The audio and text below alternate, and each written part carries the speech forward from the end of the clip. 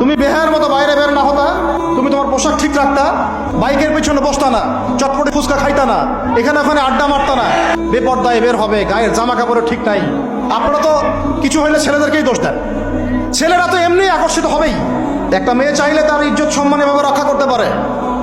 তোমরা জেনায় ছেলেরা লিপ্ত করেছে কারণ তোমরা চেয়েছো বলেই করতে পারছো। তুমি ফেতনা না ছড়াতা, তুমি বেহায়ের মতো বাইরে বের না হতা, তুমি তোমার চুল খোলা না রাখতা, তুমি তোমার পোশাক ঠিক রাখতা, তোমার কথা ঠিক রাখতা, তোমার কথার মধ্যে মানে শক্তি রাখতা, মিষ্টি মিষ্টি প্রলোভন দিতা না, বাইকের পিছনে বসতা না, চটপটি ফুচকা খাইতা না, এখানে ওখানে আড্ডা মারতা না, কোনো ছেলে তোমার কাছে আসতে পারতো না। তোমরা এই কাজ করেছো, ছেলে আসতে পেরেছে। আপনারা তো কিছু হইলে ছেলেদেরকেই দোষ দেন। ছেলেরা তো এমনি আকর্ষিত হবেই।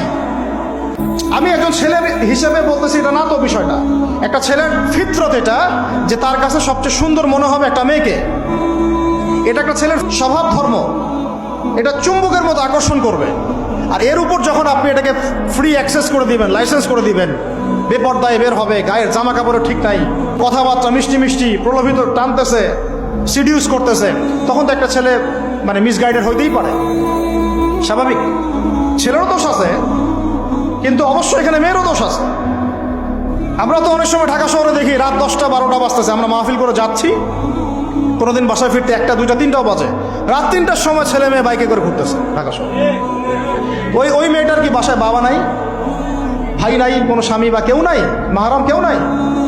তো আমরা সুযোগ দিচ্ছি বলেই তো আমাদের ঘর পর্যন্ত ঢুকতে পারছে। সবার আগে মেয়েদেরকে শক্ত হইতে হবে। আর মেয়ের বাবা যারা, আমি তো নিজেও মেয়ের বাবা, আমরা বাচ্চাদের সাথে সময় কাটাই আর ভাবি যা কি যে হবে ভবিষ্যতে আল্লাহ ভালো জানে।